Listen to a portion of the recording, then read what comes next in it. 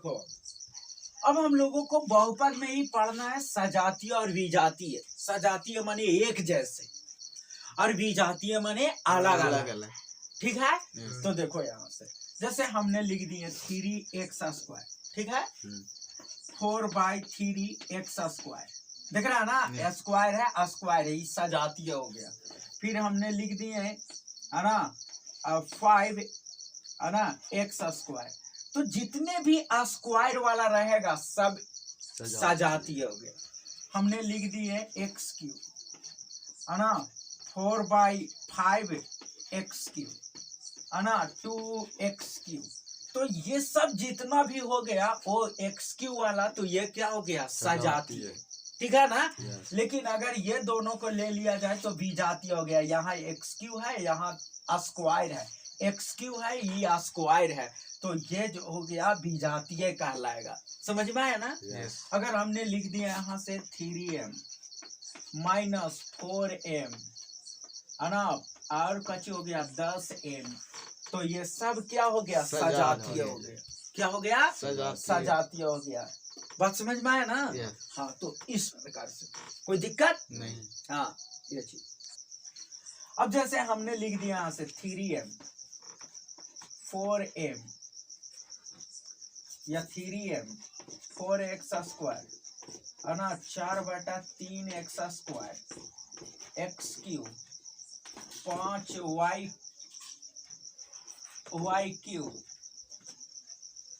7/2y³ है ना 5m। अब देखो 3m और 5m ये दोनों सजातीय है। x² वाला एक यहाँ है एक यहाँ है और कहीं है नहीं, तो ये दोनों सजातीय है। बाकी ये सब क्या हो गया विजातीय। x³ वाला देख लो ये हो गया और कोई है नहीं है ना। यहाँ पे y³ वाला ये हो गया और ये हो गया, तो ये हो गया सजातीय। समझ में आया ना। और बाकी ये सब हम लोग बोलेंगे तो ये और ये विजातीय हो गया। ठीक है ना, ये चीज हो गया। तो इस प्रकार से समझ जाएगा ना। अब अगला इसी में हम लोग देखेंगे, ठीक है ना, है ना। बहुपद का घात देख लेते हैं। ठीक है, क्या देख लेते हैं बहुपद का घात क्या होता है, सो देखो।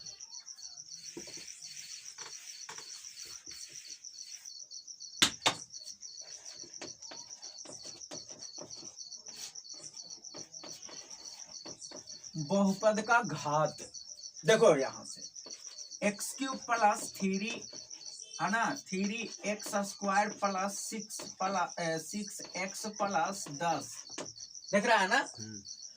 तो बहुपद का घात, इस बहुपद का घात कितना है 1। 3 है, 3 जो सबसे ज्यादा होता है ना वही उसका घात कहलाता है। क्या कहलाता है घात कहलाता है। हाँ, उसका घात कहलाता है जो सबसे ज्यादा है। अरे बात समझ में। सबसे ज्यादा कितना है Q है ना 3 है ना। तो ये हो गया इसका घात।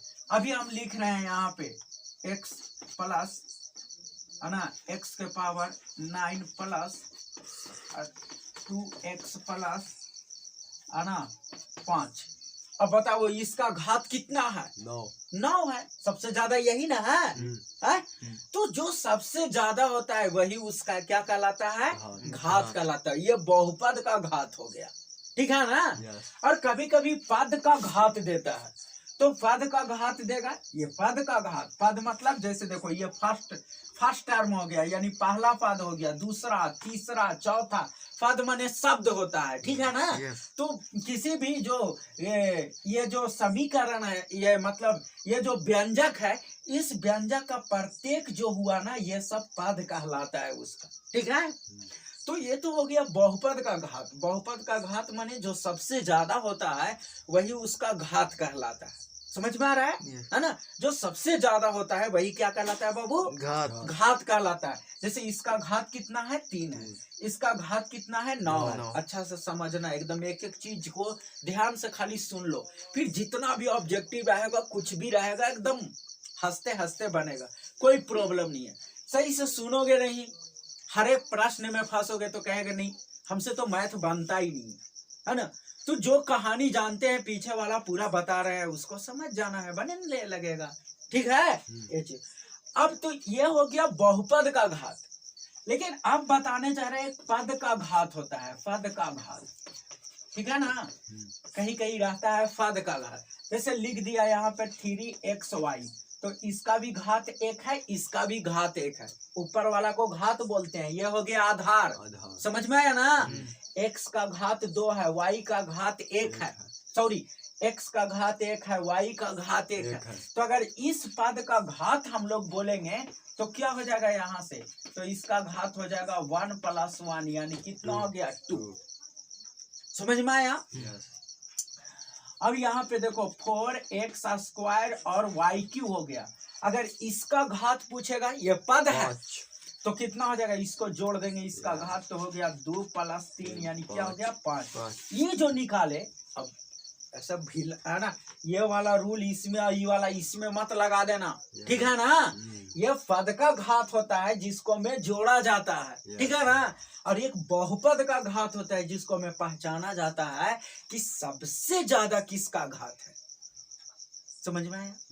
है कि सबसे ज्यादा घात किसका है, तो पहचान लोगे ना, कोई दिक्कत नहीं। हाँ, और एक चीज देख लो, इसी में थोड़ा सा 1 मिनट लगेगा, उससे भी कम है ना, 10 सेकेंड लगेगा, समझ लेना। बहुपद का, कोई भी बहुपद का मानक रूप होता है, ठीक है ना। तो बहुपद का अगर हम लोग मानक रूप देखेंगे तो ऐसे हम समझा देते हैं, जरा स्टैंडर्ड में लिखेंगे तो समझ में नहीं आएगा। सुन लो, जैसे हमें लिखा हुआ है यहाँ पे 3x + 4x² + 18, ये मानक रूप में नहीं है, ठीक है। इसको मानक रूप मतलब स्टैंडर्ड रूप में लिखना है, तो क्या हो जाएगा यहाँ से देखो, तो 4x², ज्यादा पावर वाला सबसे पहले, उसके बाद क्या है, उससे कम पावर वाला लिखाएगा, उसके बाद सबसे कम, इसको बोला जाता है मानक रूप। क्या बोलते हैं, मानक रूप। हाँ, स्टैंडर्ड फॉर्म इसको बोला जाता है, समझ में आया। हाँ, ये चीज हो गया। कहीं भी कैसा हूँ किधरों करके दिया हुआ रहे, लेकिन उसको क्या है, सबसे बड़ा घात, उससे छोटा, उससे छोटा, उससे छोटा, सबसे छोटा, समझ में आ गया। जैसे लिख दिया यहाँ पर,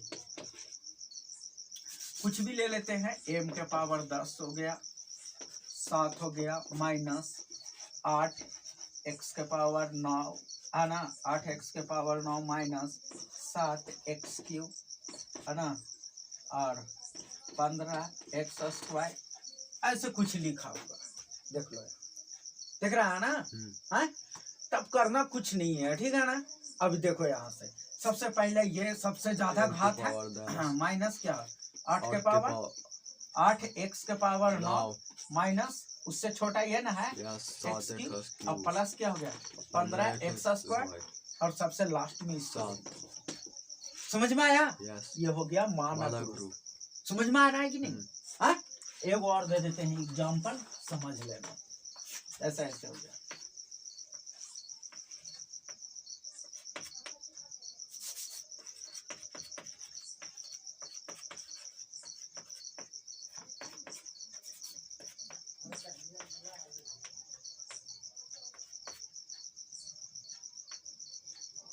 चलो ये हो, अब इसको भी सजा दो, सबसे ज्यादा x⁴ प्लस x² हो गया माइनस 7x, ये ना हुआ, अब प्लस 8, ये मानक रूप हो गया, समझ में आ गया। अब रहेगा तो लिख देगा कि कोई दिक्कत है नहीं। चलो।